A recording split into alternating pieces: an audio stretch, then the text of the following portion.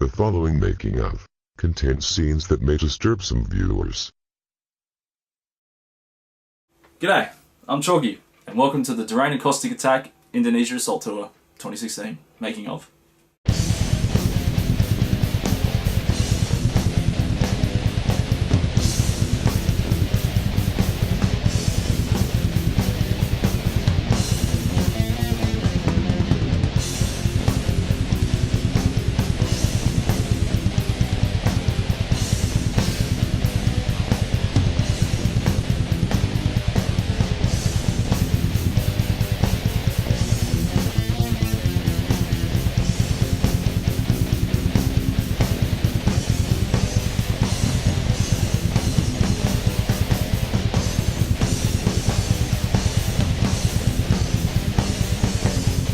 So in October 2015, we got an email from Herman from Whiplash Records. And he basically asked in the email, do you want to come over for a 2-week tour in 2 weeks? He gave us too much of a small window to give our passports and all that shit together in time, so we had to decline, but we said, you know, keep us in mind because we'd love to do it. So he hit us up another 2 times, and then finally on the third ask, we finally said, yep, we can do it, we'll get passports and all that shit sorted. And during this time, Caustic Attack were in on it, and they basically asked if they could try and tag along for the tour as well. So when we got asked the third time and we accepted, we also asked if we could bring Caustic Attack along, and he said, yeah, why not? So a couple of months after we accepted to finally do this, and you know, we're starting to get all our stuff together, like passports and whatnot, Tim from Caustic Attack actually left the band, and you know, the rest of the band had to sort of work out what to do with a fill-in, and they ended up getting 2 fill-ins. They got Muzz, who was singing in Malachite at the time. He was a well-known singer around the Brisbane area and very loved.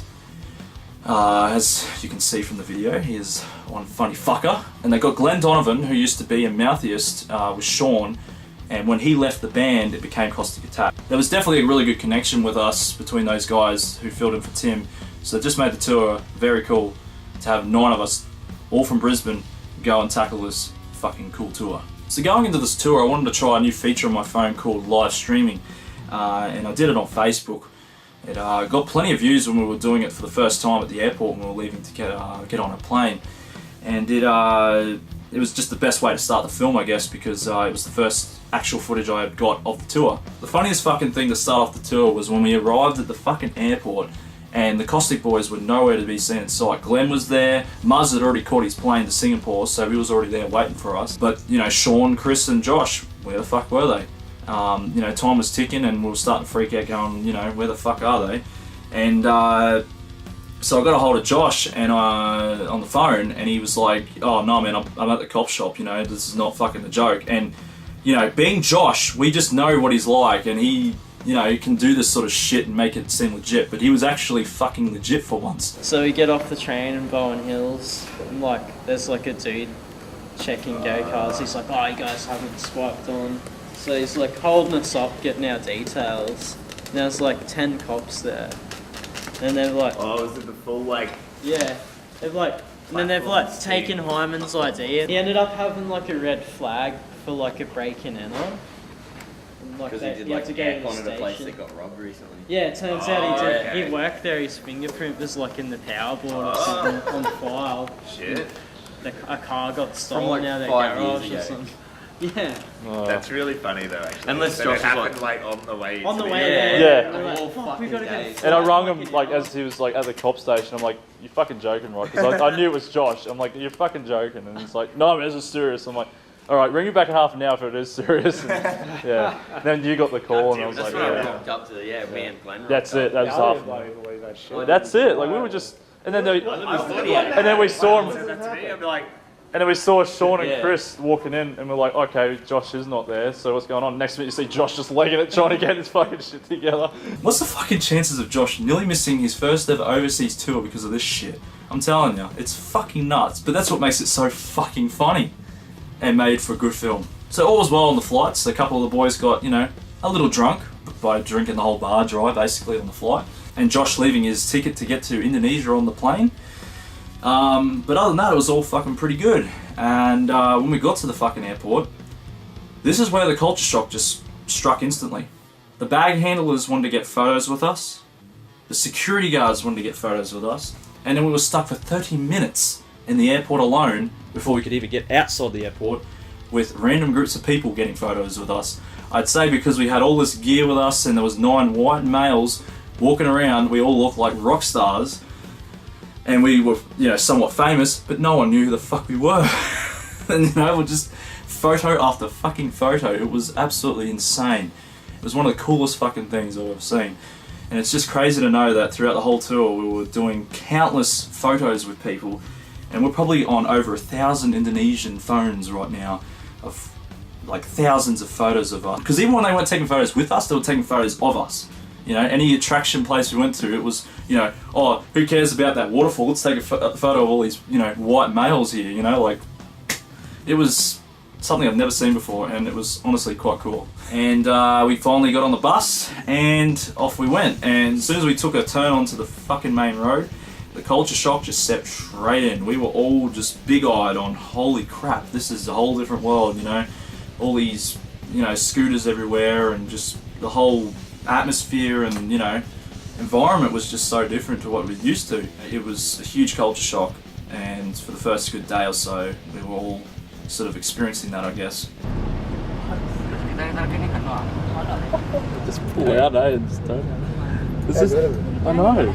It's like so seamless. Like, it just doesn't. Like if that was Australia, there'd be already enough like. Oh, they'll be bloody rides on the streets. Oh, dude. Oh, crossing the road here is going to be fucking interesting. They just put hands out. Just going to go for it, eh? Yeah. And then we get to the first show, the fucking orgy sauna room. And there's not much to say apart from the fact that it was fucking hot, as you could tell on the footage. No wonder they called it the orgy sauna room. Yeah, we're all having a good fucking laugh about it. You get absolutely raped in Yeah, there. It's alright, we get to do it all again tomorrow. that's so. it. Water was cheap as shit over there. I had like bottles of this shit next to me. And during every song, I was just constantly pouring it on myself to try and cool myself down because of how fucking hot it was. The aircon that was in there was not really working, but if it was, you know, blowing in hot air from outside because it was just as hot outside as it was inside. And, you know, the kids in there were wearing jumpers and long pants and shit, and the rest of us were just standing there going, fucking hell. It was awesome, man. That was a cool venue and a cool way to start the fucking tour. But yeah, I really wanted to fucking hit Steve when he fucking started that last song. I'm telling you, that footage just explains it all, man. I was just dying, but at the same time I was loving it because I was like, I'm fucking overseas. This is the dream coming true, and that's what got me through was the adrenaline. It was just fucking awesome. Wouldn't trade it for anything else. Another cool way to start off the tour and the first show was with Muzz and his little crowd surf, and it was really, really cool to get that on film.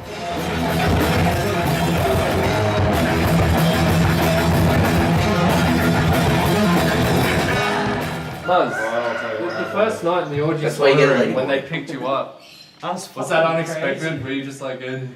No, it wasn't unexpected. Me and Herman were talking about how we had like really, our weights are like the same. And he was like, oh, like we'd probably be able to pick you up then, because all you guys are fucking heavy as fuck. And so they picked me up and I was like, don't crack my skull. And then they like, Yeah, I did see a little bit of worry at one point. Yeah, They started to slip. because I was like flat, right? You know how you get up and you're like flat, and then this is my head, right? The end of my fingers, and it like started tilting this way, and I was like, top floor, top floor, top floor. And I was just like, no! Yeah, but he tried to catch the ball. Someone saved me. I don't know. Yeah, it was him, man. He Yes. grabbed you right on the last fucking second. So Herman decided to take us to this waterhole the next day to sort of cool us off a bit because, you know, we've been, you know, in the orgy sauna room, hot as fuck. And it was just really cool because the local kids there were just having a fucking blast. I'm not even in the photo now. When we first got into the main area, we were just bombarded by all these kids getting photos. It was fucking cool, man. Thank you, man. So we had a good chance to cool off there, and we learnt some curse words. Janju. Not Janju. Oh, there's a K. Ah, that's right.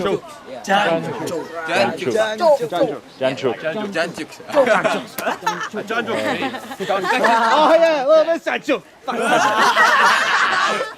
Tuban, hey Jancho,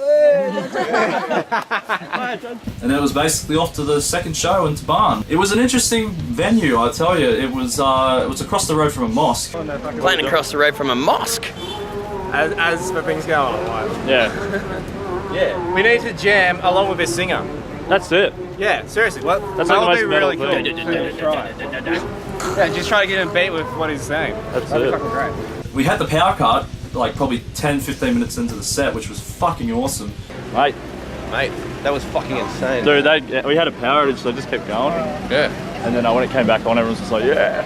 Yeah. But my GoPro didn't get it. Yeah. So the third day was quite interesting because for a lot of us, we hadn't done 3 gigs in 3 days before. Travelled from the top half to the bottom half almost in the one day. And when we got to the venue, there was this really cool like tank vehicle there that I just couldn't stop taking my eyes off because it was fucking rad, man. It was like a World War II fucking like Mad Max hybrid fucking thing. I just was like, what the fuck is this, man? This is sick.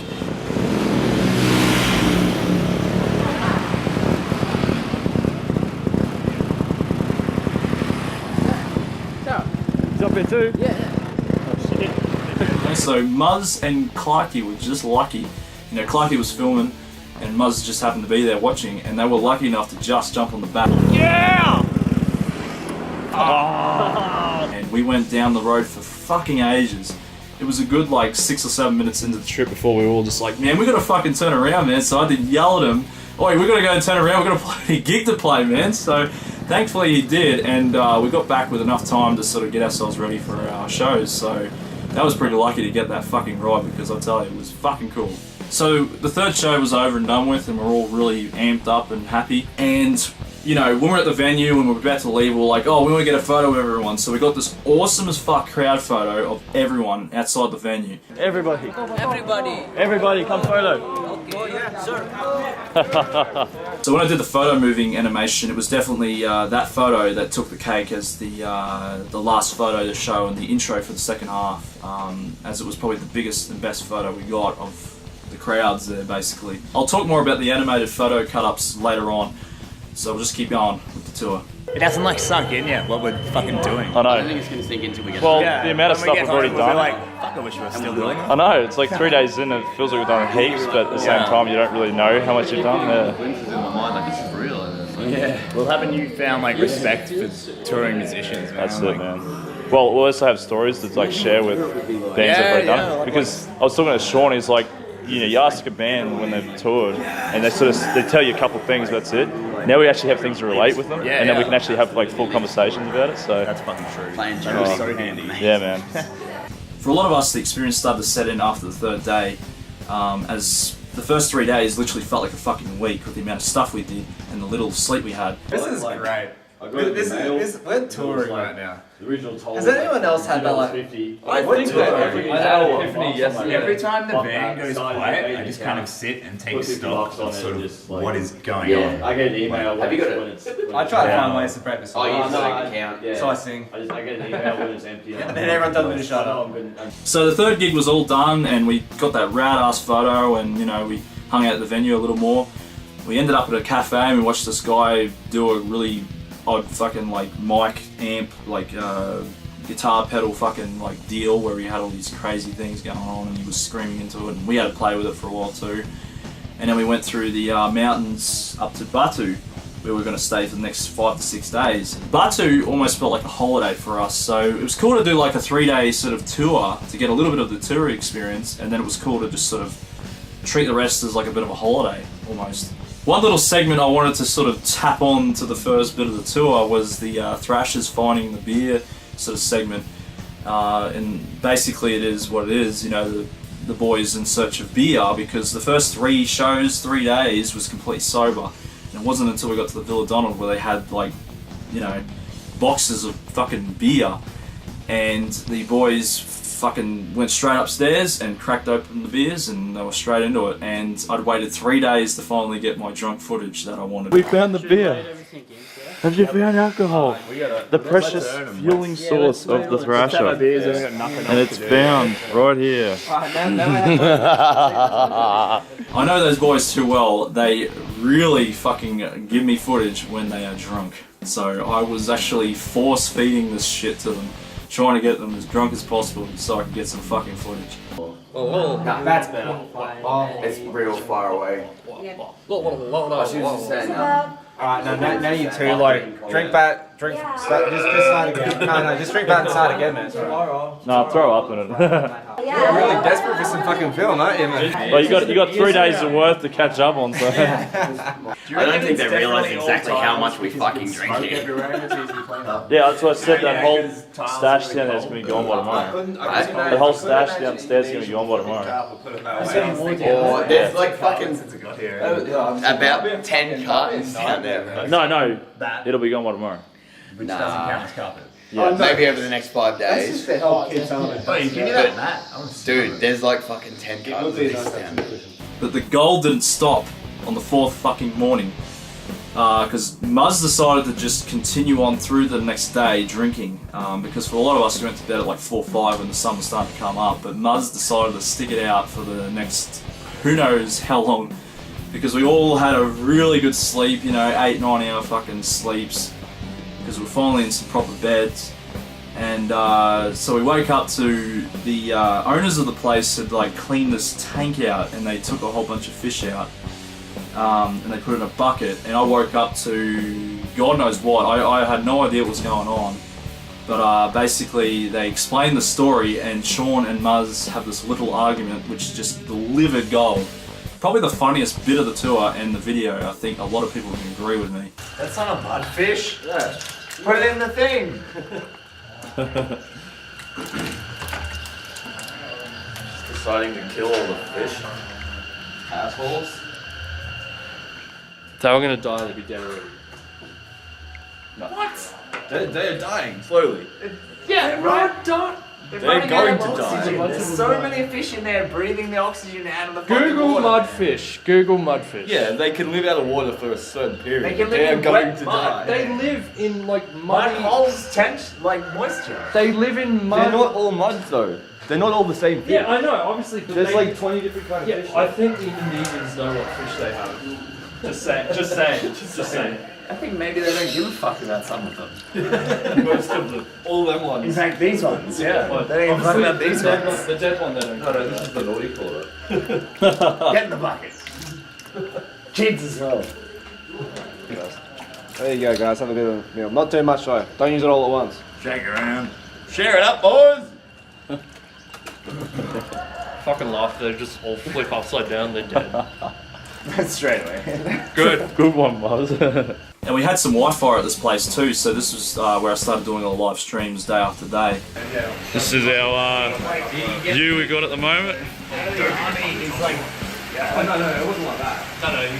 Bloody awesome. And that's our tour bus. It's been very cramped in there for the last 3 days, but we've managed to get a few hours sleep each. Yeah, we're glad to be finally in some beds and showering and stuff. So it was really cool to sort of connect people at home, how the tour was going and what we were doing and what we were up to and all that sort of shit. So it was really, really cool, and I used some of that footage in the movie because why the fuck not? So the 4th day we go out and do a few little things, go to the markets and all that. Just the first day off to really sort of relax and enjoy ourselves, hot springs, all that. But Muzz, he stayed up through the entire day, all through the night, and I think he had an early one because he was up for over at least 36 to 40 hours or so. It was ridiculous. I think you're drunk with the blinds and all on that. Oh, no. There's more downstairs. Because, yes. Start on the 3rd lot, mate. Yeah, you're into it. It was just fucking hilarious to see him drunk as fuck over that long period of time because he did deliver some funny as fuck footage. How are you doing with the lack of sleep, mate? You've been going hard since the gig we played yesterday. It's fine, man. Talk about the Big Apple. Yeah, man. There's strawberry too next to it. It's got fucking windows in Like last night, just sitting in a hot spring, drinking bintang with a few extra things. With the two best getting along bands we've ever seen live. There hasn't been one argument. No. And everyone's finishing off each other's fucking punchlines into jokes. That's it. Like, it's just fucking... Like, you can't write this shit. It's just happening.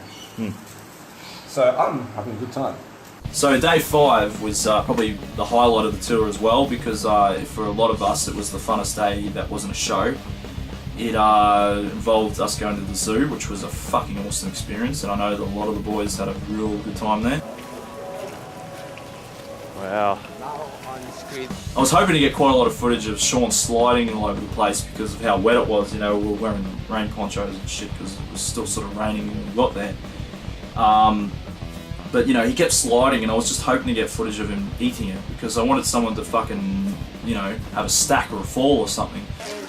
I'm gonna film him every time he does that. I'm gonna spell it. You actually, it'll slide straight into an enclosure, into the blade. Into of a jaguars of a crocodile. It'll be Humbrio again. Didn't quite get it, but that's why I animated my own fucking thing because that's how I wanted it to happen. So we go through the majority of the zoo, and when we got to the aquarium, we sort of lost the boys. It was just me, Josh, Muzz, Dan, and we were just floating through the aquarium, you know, and just like didn't really care that we were, you know, away from the rest of the guys because they were way ahead of us. Where did you guys go? There's like a haunted house up there we went to go in. Yeah, Yeah, it's pretty grim. Fucking gay. It's pretty gay. Pretty grim. There's one thing they've got a couple of people. They've got Glen. It's this floor you walk on, and it's got a mirror under it with all these lights, and it looks like a floor drops away. Oh right. They got Glen. It was funny. Oh shit. We lost you guys in the reptile area. Yeah. Then we walked into the aquarium because we got bored waiting for you guys. Yeah, Then we right. got to the other side of the aquarium, and we're like, hey, where the fuck is everyone? Yeah, I know. I thought I lost everyone at a while, and then I found these guys. It's been me, Dan, Josh, and Muzz for like most of it, and then we found Steve. So. You know, I guess we were like the slower bunch. You know, we want to take some time to sort of analyse everything, I guess. I don't know, but it worked out in our favour because, you know, Steve got a little lost with the group and he ended up feeding a fucking lion, and then he found us and raced us over to fucking feed them as well.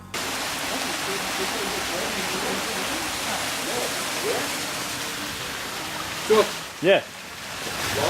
Oh fuck.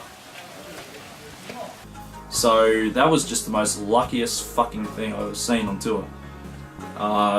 If it wasn't for Steve getting lost from the group, we probably wouldn't. None of us probably wouldn't have got that experience. So he was very, very lucky, and thank you, mate. Thank you very much. Stage over there. Oh yeah. We were like right in front of it. Whoa! Yeah. We were behind the cage. We were down in the cage in there, yeah. Hey Lion, I'll fight you. These things. So that night we got some fireworks from this little garage in a dark alley, literally. And we went back to the hotel. Pyromaniacs. Just so you know, I'm a good boy. I'm not doing any of that. You bought the most. What? Shut up, Oh, You did not buy the most, Chalky and I bought the most. See this? oh, he's... That's going behind you, Chalk, later tonight. Oh, thanks for the warning, man. Light 'em up! Just drove up this big ass mountain. You've seen it in the footage from the view of the balcony at the hotel. That big ass mountain. We went up the top of that to shoot the fireworks off. It was fucking steep, man. And you know, Flip Flop being an awesome fucking bus driver got us up with no worries. And yeah, we just went to the end of this path of like the flat area that was up top, and we just, you know, started lighting them up. It was dark as fuck. There was no light up there whatsoever. So we had no idea that there was all these other sort of like, you know, innocent people around the premise. And I just remember like we set the first couple off and everyone was sort of scared. It wasn't until Steve set off his that it really started to scare people because, you know, it blew up in his fucking face. I won't show you the actual footage I got, but I'll show you a different angle of what happened because it was definitely some magnificent fucking footage, and I'm so glad that he made it through alive because that could have been devastating, man. Could have lost his fucking hand, or worse, his fucking beard. Oh.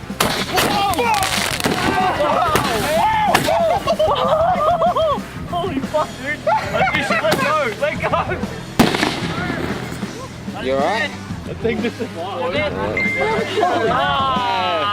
you fucking alright? That was crazy. Fuck yeah! Nice, Steve.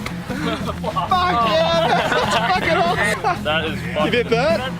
Bit burnt? Fuck me! So after Steve nearly died, we then proceeded to just keep going with all these fireworks. We had two of those big ass ones left, and I bought one, but I didn't want to fucking set it off after watching that, so I let Josh do it. Those two went fine, but Chris and a few other guys bought the little ones, and we were just setting them off, and they were just going haywire. So originally I wanted to do this in 3 parts, but when that cliffhanger of a moment happened, where I caught Steve nearly dying on camera, I definitely wanted to use that as the cliffhanger for a second part, so it would be chopped right in half. You know, that was literally like the halfway of the tour anyway, so it worked out really well. So we cut straight to the 6th night. I remember the 6th day wasn't too flash hot or anything. We weren't doing anything too over the top. And it just cut straight to the 6th night, which was at Mullane, the Houghton Beer House, which became the filming location for 2 of the nights of the tour.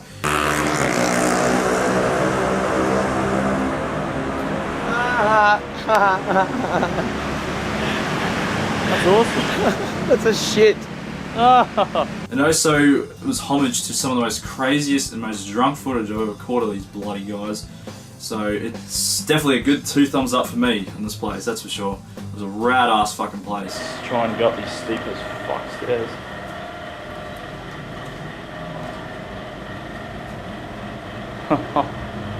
Trust me, they're fucking steep.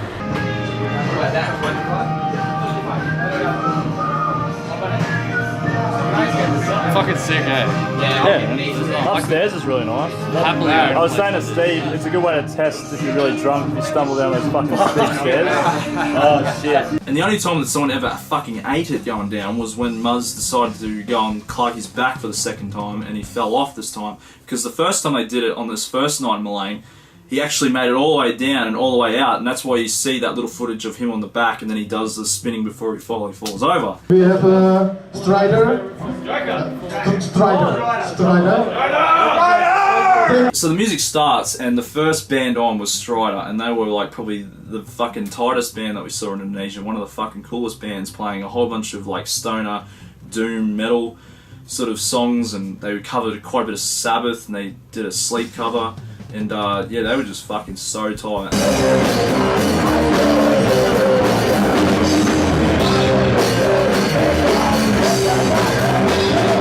We didn't want them to stop, we wanted them to just keep fucking going, you know, because they were just so cool. Really nice dudes and great bands, so make sure you check them out. And then we get to the aftermath of the gig. It was quite a messy gig, you know, because everyone was a little bit loose, having a few drinks and stuff. Fuck yeah. To reinforce the Australian stereotype. That smells pretty fucking strong. No, that's alright. The fun didn't stop after that, you know. Muzz threw up into the jug and delivered some great footage. And of course, me being fucked up for wanting some great fucking footage, of course when he threw up into the jug, I was just thinking at the back of my mind, does he drink it? Does he fucking drink it? And Herman just yells out, oh yeah, drink it again, but and then his mate decides to fucking pick the jug out of his hand and pours it in the fucking bush. I'm like, no!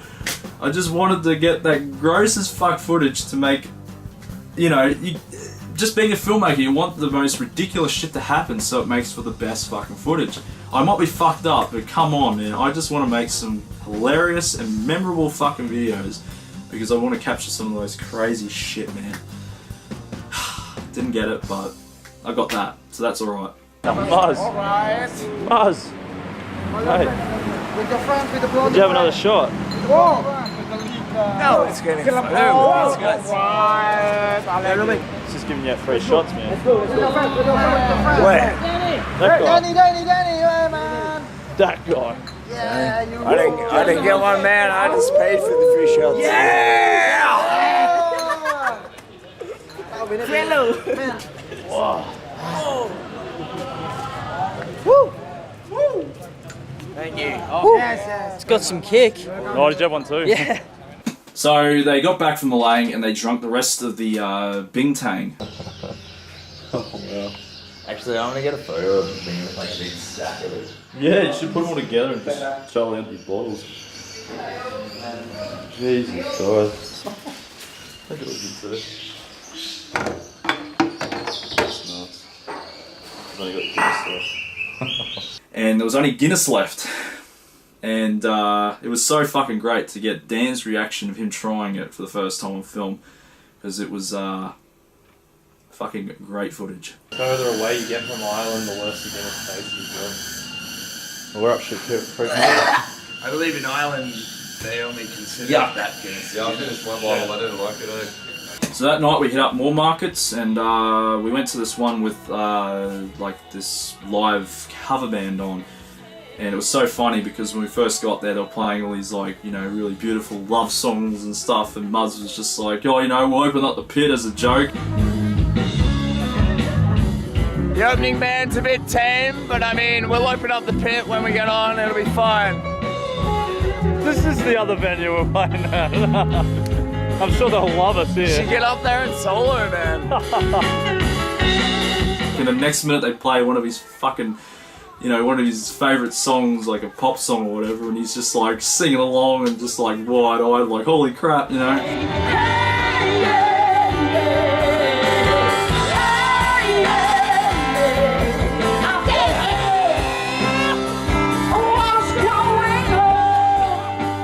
And then the next minute they jump up together, him and Steve, and did fucking Gunners. Oh man. Even though they don't like Gunners, they still fucking did it, because why the fuck not? You're in Indonesia singing on stage with a cover band, so, you know, made for some great footage, that's all I fucking know. So the next day we hit up the waterfall. That was quite a fucking cool sight. Fuck you, I'm at waterfall.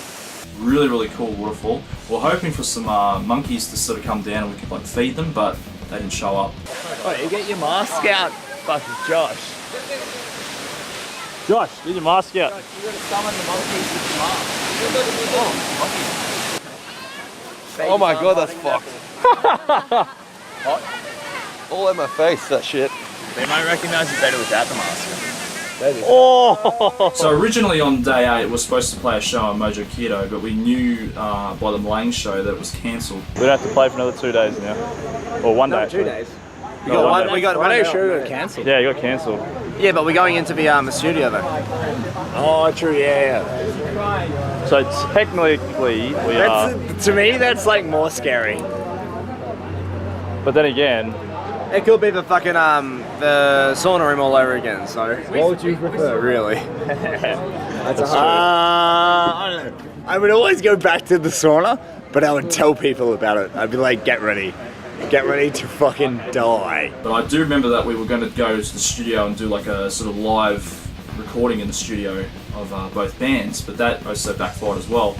And so with the cancelling of the show and cancelling of the studio, we ended up back at the beer house again. We're sitting here in Indonesia, fucking at the beer garden. I like it. Beer house, beer garden. Malang. Huh? In Malang.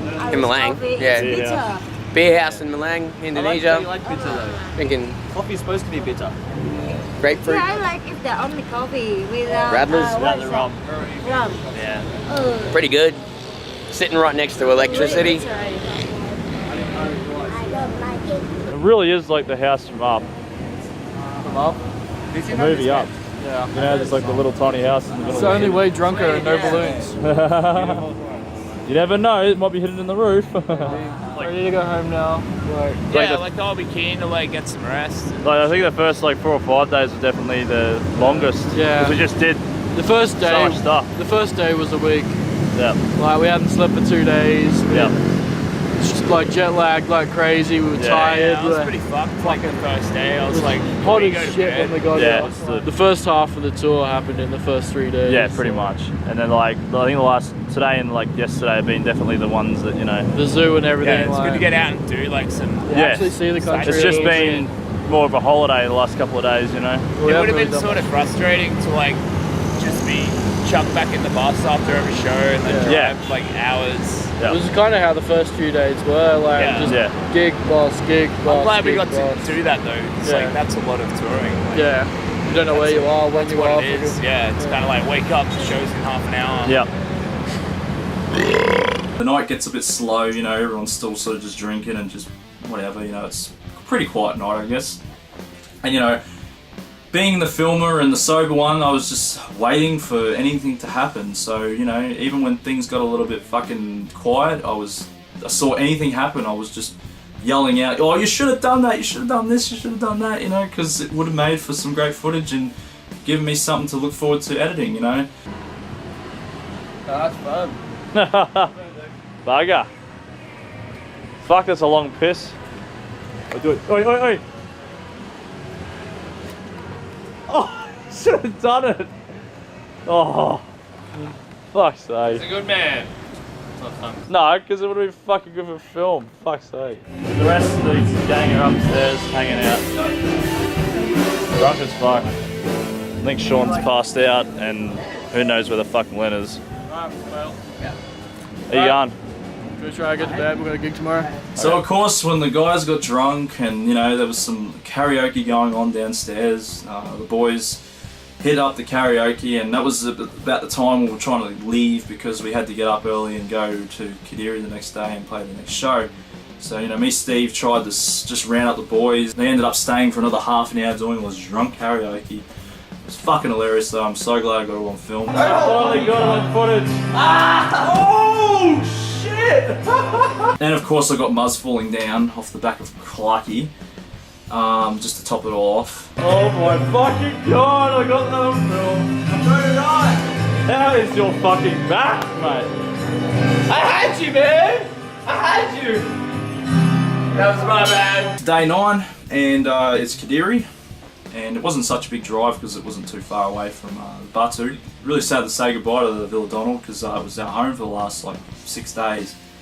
And it's definitely some of the good memories of the tour were definitely in that vicinity, that's for sure. The biggest thing that came out of that show that night was definitely the smashing of the wall during Caustic's set. It was a shame that I didn't really get, nice footage of it happening, but I did get it happening. It was just off frame and, it wasn't really good and the lighting and all that, but the boys were just so stoked that it happened in their set, and it was definitely one of the craziest things that went down during the tour. This is what happens when Australians come to town. Indonesian metalheads, man, they're fucking awesome. It's thrash, that's why.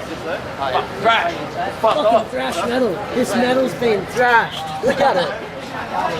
Yeah, what did you think of? Yeah, what did you think of the pit here, man? Hey, this was fucking sick. Fucking Caustic had a dude get pushed through one of the walls, and there's this fucking sharp as fuck fence on the other side of the pit that fucking 3 or 4 dudes went over and fucking smashed nearly over it, and this fucking big creator dude in a creator shirt fucking just picked one of them up and just threw him back into the fucking mosh pit. Holy fucking shit! We get to day 10, which is the last show of the tour in Surabaya, back where we started. I remember we listened through this Aspid album twice during this trip back from Kadiri to Surabaya, and that's where I really fell in love with the album, because the first time we listened to it was from Telungalang through the mountains to Batu, and I just remember it being pitch black at night driving through the mountains, and we're just listening to this album, and it was fucking, it was awesome as fuck. But when we gave it another 2 spins, 2 times in a row during this last trip, it really just got me really into this album. Fuck yeah. This fucking album right here. That's a killer fucking album. It's the album windows. Oh man. Every time I hear this album, I'm gonna think of this shit, though. This gig was definitely pretty crazy because it was the last gig of the tour, and it was a long ass festival. It just went for so fucking long. We turned up halfway through it because I think it started at midday, and there was just a poster with bands that just didn't stop, and they all had 15-minute sets, and it was running behind time actually because we were supposed to play at 9, 10 o'clock, and we didn't play till 12 o'clock. And I just remember waiting and waiting and waiting and waiting. 40 minutes late. Yeah. So the last one is just going on now. Then Rise of Pride, Dance with Athena, Karanka, Porno Creep, Hate of Pain, then Durami. So we'll be up here for a little while, yeah. And we just walked all around the venue. We were trying to find things to do. The boys played some chess, and there was aircon in the venue, which was really nice because we started, adjusting to the heat again after the 5-6 days we were up in the mountains of Batu, where it was nice and cool with all the rain. But the rain finally got on at the end. Caustic had done their set probably 6 hours prior, and they only had a 15-minute set, but it was 15 minutes short but sweet. But we ended up playing for 20 minutes just because we were the last band on, so it was quite cool to just sort of wrap the tour up on a longer set. See you, man. Have a good time. Have fun. Thank you. See you next time.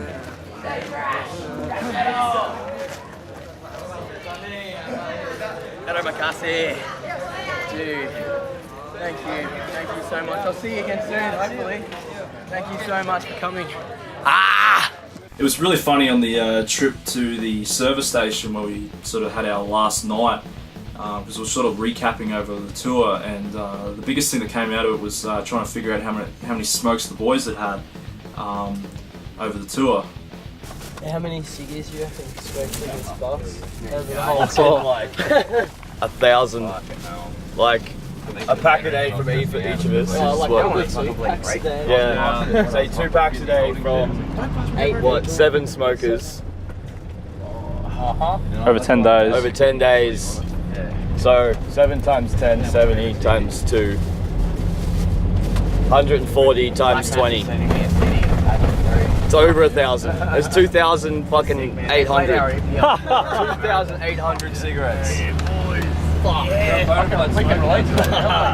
Don't forget for beer. Yeah. 160 beers, was it? 10 cartons. 10 cartons. Yeah. 160 beers. Don't forget the beer house. The first day, like some spirits. And the second one for free beer. And a couple of bottles. Yeah. 2,800 cigarettes. Like average, like estimate, that's fucking crazy. But yes, we finally get to the all-nighter stretch, or at least I did an all-nighter. I know some of the other boys did, but you know, I think Steve got the most sleep out of all of us that final night in the van. It was so fucking hot, I don't know how he did it.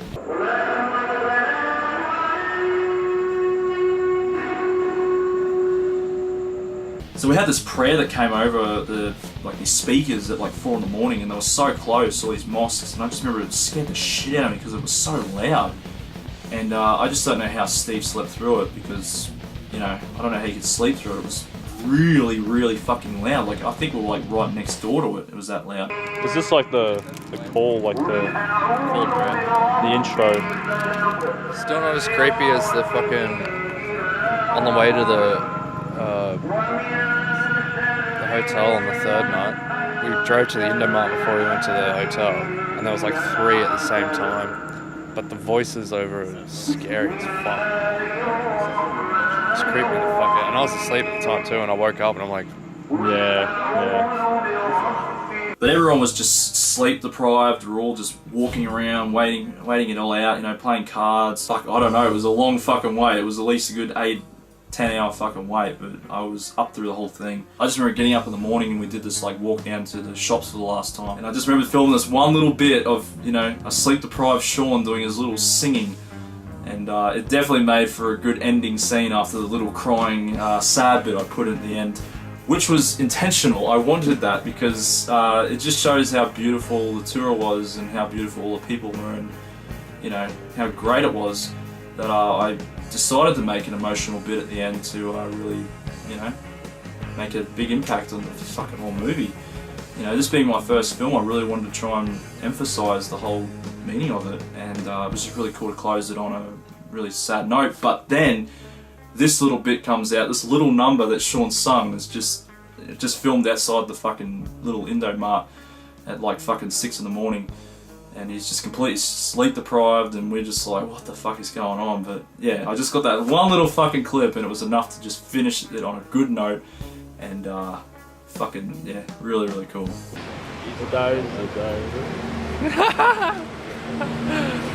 What did it say to us?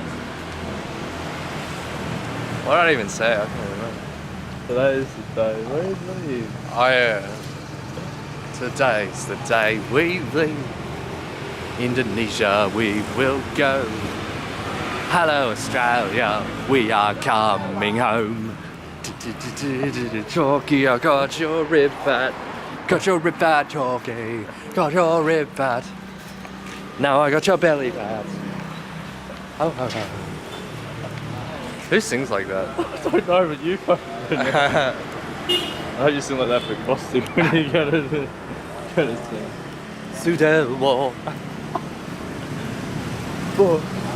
of lies. So on bits of the tour, Herman had a mate of his, Marco, film his own little doc over the tour for his school project. And and it was really, really cool to have him on board to get some extra angles and whatnot, and I ended up taking a few of them just to sort of help my film. So it was really, really handy to have that, and he did a really good job on his little video, and I thoroughly enjoyed watching that one just because it was cool to see it at a different perspective to what I saw it at, and to see a bit of footage of me in it for once, because I was rarely in the fucking Indo tour video. And that's what I love about these videos, is that it's like, it's all from my perspective. It's all the first person view of Chalky and the world I've been living through and whatever I lived through or whatever. So I am in the videos, just behind the camera, not in front of it. So the biggest thing I took on was the photo moving animations that I did in the second half. At the start, I basically cut up a whole bunch of photos from the tour that I really liked, and made them all sort of move around and stuff. It was a lengthy process that took forever, especially the group photo on the third gig. That took 3 full days to do, having to cut every single person up and basically fill in the gaps of information that wasn't there, and then having to like build a 3D environment of the tunnel, like the shot of the street going through this tunnel and throughout all these people and the building and shit. I had to make that all basically in 3D, and it was fucking took forever, but I thought it turned out pretty cool in the end. I'm currently cutting each person out, every little background, every little thing. I've had to do some drastic things like add things that are not there. But the purpose is you won't be able to see Sean from that part down anyway, because I'm purposely not going to make it like that. He's only going to have that much popping up. But that's just there as a backup, just in case something does slip through.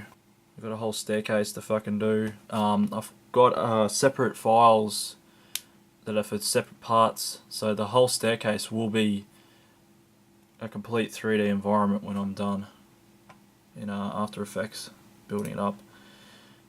Same with the wall, and the hallway down is going to zoom out from a Google Map image from the actual same road, and it's going to zoom out from that with the bus there, and it'll go down through the hall, and then it'll zoom out, and this will all pop out as 3D, and then we'll have all the people in the front. Roughly 34 people in this photo, and apart from the front row, each one I've had to do the same technique to, which is basically filling in the gaps. Really sorry to whoever this is, but this was taken from like 3 different photos and I had to like merge them together. I'm hoping to only show just that much of him, but that might just come through. I mean, I even fucking made some shithouse shoes, but you know, it's really just to, you know, make this work. This one's the one I'm currently working on, and it's sort of an easier technique that I'm working with, just because there's not as much to work with him. Basically take anything and pretty much paint it in. Kind of looks weird at first, but like the only part of the actual image that will come up in the thing will just be, you know, his head, because I still want it to look kind of normal, but I just want a little bit of movement and space between all the people, just so it gives a bit more of that depth. So you can see what I mean. This process takes fucking forever, because you got to go through each person, and I'm talking there's like 33, 34 people, and this.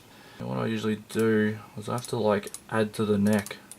Most of the time you almost have to create like new body parts. Arms are definitely fucking hard. I've had a bloody hard time working with them. So see what I'm doing here, it's just fucking magic, this bloody tool, I'm telling you. This is the tricky bit, because we've had to recreate the neck, and now we've got to like almost make a new shirt. So there you go. I mean, it's not like crazy. You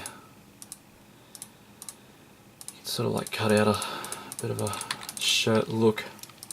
It's not like amazing, but it's you're only going to be seeing that much of him. Now this one can't be salvaged at all. There's not enough to play with there, and I mean, in the same photos you can only see that much every time, so I'm sorry, but that guy will have to be cut from the photo. It just means that we'll be able to see Glenn's ugly mug a bit more, so yeah. We'll have to delete that one, sorry. Whoever that is, if you're watching, I'm very sorry, but we had to cut you. So this one's interesting. This can be very tricky. I'm still trying to get a grasp on this, but... So what I usually do is I'll put that under, and then... The biggest thing too is, see this line where it cuts off, because that's where something else was. You got to make it blend, because if you don't, that line will still be visible, and when the photos move, you can just instantly tell that something was there. So you've got to get rid of this line in order for it to look very seamless, like it's just the one photo. So that's not too bad. That turned out alright. I could easily take this whole entire section here and give it to him, and it wouldn't make a fucking difference, because we don't even know from the original photo what he's wearing. So I could just cut this entire bit out, and we don't even need that much because he's so far in the background. Just from ahead, we've now made that, so that's another person done.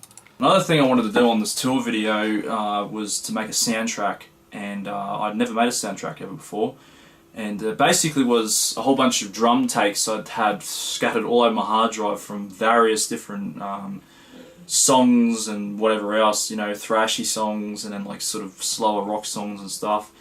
But for most of it, yeah, it was just all these drum tracks that were lying around, and I just wrote all these really quick little riffs to them. I had some extended songs for longer scenes, like the getting drunk on the balcony at the Villa Donald, and you know, at the Hootenham Beer House. And I played around with some tunings as well. I was playing between E standard and also F tuning as well. I had the capo on the first fret. So it made it a little fun to sort of experiment between the two tunings. And I also incorporated some keyboard into some of the songs too. And yeah, it was just a lot of fun.